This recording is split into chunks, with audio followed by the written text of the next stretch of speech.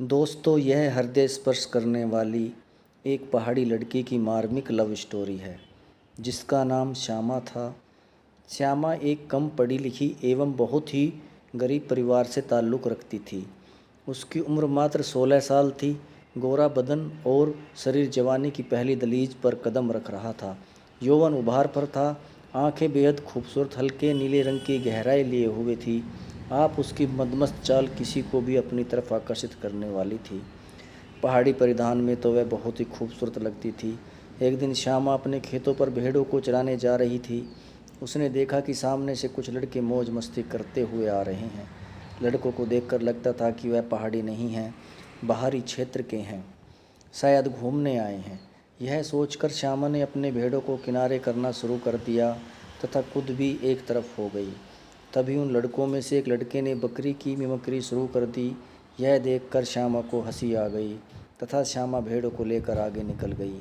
श्यामा ने पीछे मुड़कर देखा तो वह लड़का उसकी तरफ देख रहा था। श्यामा हल्के से मुस्कुराई और आगे चल दी। जवाब में लड़के ने भी हंसी के रूप में अपनी प्रतिक्रिया दी तथा अपने रास्ते चला गया। अगले रोज़ श्यामा जब भेड़ों को चराने गई तो उसने देखा कि वही लड़का वहीं चट्टान पर बैठा है। आज उसके साथ कोई नहीं था। आज वह अकेला था। शायद उसके साथी आगे निकल गए थे। जब श्यामा लड़के के पास पहुंची तो लड़के ने धीरे से पूछा, कंचनजंगा का रास्ता किधर से जाता है? श्यामा अचानक से हुए प्रश्न को सुनकर शक पका गई। श्यामा की आंखें लड़के की आंखों से टकराई तो श्यामा का दिल जोर से धड़क उठा। श्यामा ने जवाब दिया, पहाड़ों के उस तरफ से रास्ता है। लड़के ने कहा, क्या आप मुझे वहाँ तक छोड़ सकते हैं? मैं यहाँ पर अजनबी हूँ, कल ही दिल्ली से आया हूँ।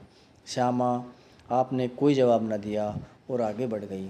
लड़का पीछे पीछे चला तो श्यामा ने कहा, मेरा पीछा क्यों कर रहे हो? आगे से कंचनजंगा का रास्ता है, आप वहाँ से चले जाइए। लड़का तेज़ कदमों से आगे बढ़ गया था। श्यामा अपने भेड़ों को लेकर अपने घर आ गई। श्यामा अगले रोज़ अपने रास्ते से जा रही थी तो उसने देखा कि वही लड़का आज फिर उसी चट्टान पर बैठा है। श्यामा समझ गई कि यह अवश्य ही सिरफिरा है। श्यामा ने धीरे से ही वहाँ से निकलने में ही अपनी भलाई समझी, किंतु लड़के ने फिर से पूछ ही लिया कि कंचनजंगा का रास्ता किधर से है। अब श्यामा को गुस्सा आ गया तथा तमतमाकर बोली कि मैं अभी अपने बाबा को बुलाती हूँ। यह सुनकर लड़के की मानो सिट्टी पिट्टी गुम हो गई। लड़के ने कहा कि बाबा को बुलाने की ज़रूरत नहीं है, मैं जा रहा हूँ। फिर श्यामा को कई दिन तक वह लड़का दिखाई ना दिया। एक दिन सुबह 6 बजे श्यामा के घर पर 2 लड़के आए। श्यामा ने पहचान लिया, यह वही लड़के हैं जो उस दिन मिले थे। श्यामा के बाबा ने पूछा, क्या काम है? लड़कों ने बताया कि अभिनव को डेंगू हो गया है। डॉक्टर ने बकरी का दूध बताया है। अभिनव की तबीयत बहुत ज़्यादा ख़राब है, वह अस्पताल में भर्ती है। श्यामा समझ गई यह वही अभिनव है जो चट्टान पर मेरे इंतज़ार में बैठा रहता था। बाबा ने श्यामा से कहा, बेटा इन दोनों को आधा किलो बकरी का दूध दे दो। श्यामा ने धीरे से कहा, जी बाबूजी, अभी देती हूँ। बाबा ने दोनों बच्चों को दूध देते हुए बोले, बेटा फिक्र मत करो, जब भी आपको ज़रूरत हो आ जाया करो। यह श्यामा तुरंत बकरी का दूध निकाल कर दे दिया करेगी और हो सके तो अभिनव को इधर ही ले आया करो, क्योंकि बकरी का ताज़ा दूध अच्छा होता है। 1-2 दिन तक तो ऐसा ही चलता रहा। तीसरे दिन अभिनव श्यामा के घर पर था। श्यामा ने अभिनव को देखा तो देखती रह गई। अभिनव बहुत कमज़ोर हो गया था। श्यामा ने धीरे से पूछ ही लिया, अब कैसी तबीयत है? अभिनव ने धीरे से कहा, अब ठीक हूँ, पहले से ज़्यादा आराम है। अब तो रोज़ अभिनव श्यामा के घर पर आने लगा। धीरे धीरे मुलाकात बढ़ने लगी। श्यामा रोज़ बकरी का ताज़ा दूध अभिनव को पिलाती और अभिनव अब दूध पीने कम तथा श्यामा को देखने ज़्यादा जाता था।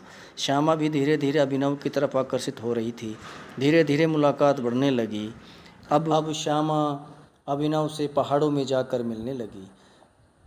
अभिनव श्यामा के बारे में सब कुछ जान चुका था, किंतु श्यामा अभी तक अभिनव से अनजान ही थी। बस वह अभिनव को मन ही मन चाहने लगी थी, इसलिए वह ज़्यादा कुछ पूछ नहीं पा रही थी। उसे समझ नहीं आ रहा था वह क्या करे, क्योंकि पहाड़ों का नियम है कि पहाड़ी लड़की की शादी पहाड़ी लड़कों के साथ ही होती है। अब श्यामा बड़ी दुविधा में फंस गई थी। क्या श्यामा अभिनव को प्राप्त कर पाएगी? क्या श्यामा का प्यार सफल हो पाएगा? जाने मेरी इस कहानी के दूसरे भाग में। वीडियो देखने एवं सुनने के लिए थैंक यू, धन्यवाद।